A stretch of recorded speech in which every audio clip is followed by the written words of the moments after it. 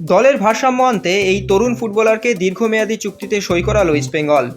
শনিবার ইমামি ইস্টবেঙ্গলের তরফ থেকে ঘোষণা করা হয়েছে 3 বছরের চুক্তিতে 22 বছরের মিজো ফুটবলার মার্ক জেথানপুইয়াকে সই করিয়েছে তারা।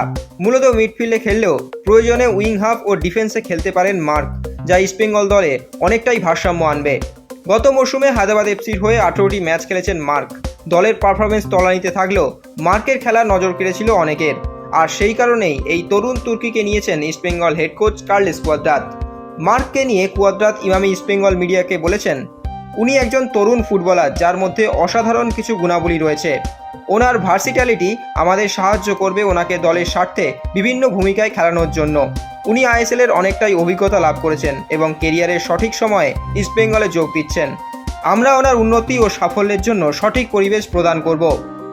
এফসি পুনে সিটির একাডেমি থেকে উঠে আসা মার্ক হায়দ্রাবাদ এফসির রিজার্ভ দলে সুযোগ করে নেন। সেখান থেকেই 2020-21 মরশুমে হায়দ্রাবাদের মূল দলে সুযোগ পান।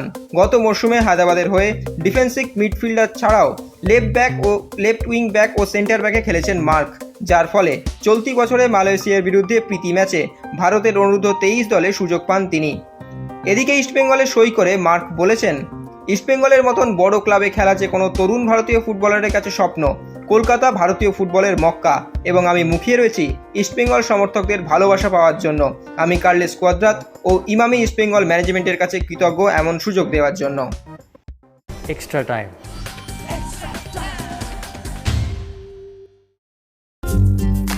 লেটেস্ট নিউজ আর এক্সক্লুসিভ ভিডিওর সঙ্গে আপডেট থাকতে এখনই সাবস্ক্রাইব করুন আমাদের ইউটিউব চ্যানেল। বেল আইকনে ক্লিক করতে ভুলবেন না যেন।